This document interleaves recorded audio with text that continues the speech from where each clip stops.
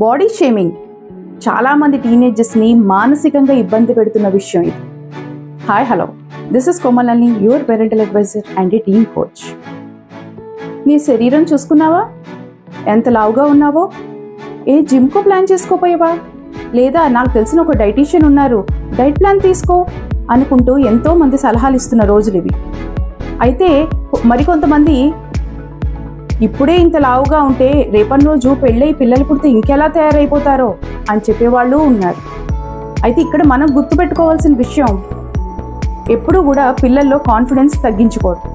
కొంతమంది పేరెంట్స్ పక్కింటి వాళ్ళతోనో, ఎదురింటి వాళ్ళతోనో, లేకపోతే స్కూల్లో ఫ్రెండ్స్తోనో పోలుస్తూ ఉంటారు పిల్లల్ని.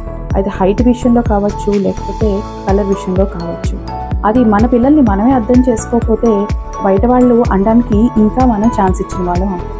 ఈ రోజుల్లో టీనేజర్స్ ముందు నుంచే జాగ్రత్త పడుతున్నారు. వాళ్ళకి అన్ని విషయాల మీద అవగాహన ఉంటున్నాయి. ప్రతిదీ కూడా వాళ్ళ లుక్స్ దగ్గర నుంచి, వాళ్ళ హెయిర్ స్టైల్ దగ్గర నుంచి, వాళ్ళ డ్రెస్సింగ్ నుంచి అన్నీ వాళ్ళకి ముందుగా మనకన్నా ఎక్కువనే తెలుస్తున్నాయి. అయితే ఇక్కడ ఒక తల్లి పాత్ర మనం ఎలా వ్యవహరించాలి, ఖచ్చితంగా పిల్లలకి ఏది మంచి, ఏది చెడు, ఏది ఎంతలో ఉండాలి, ఏది చేస్తే బాగుంటుంది, డ్రెస్సింగ్ సెన్స్ ఎలా ఉండాలి, ఇవన్నీ ప్రతి తల్లి తమ కూతురికి చెప్పవలసిన పరిస్థితి.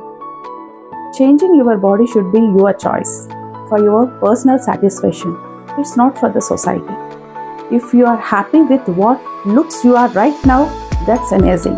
Because at the end of the day, your appearance will be your choice.